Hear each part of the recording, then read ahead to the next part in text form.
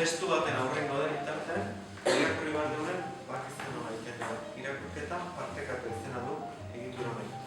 Lehenko ez, lehenengo talde hortan zaudeten tamendan zatinan banatu, eta gero irakurri ondoren, ondorengo gehiago du irakurri hori komentatu. Eta besteok, taldeko besteok, ea zerbait naztu zaion, edo hori nola deskuiatu itzea, edo besteok, fantazia izuta, zuzen dut egin.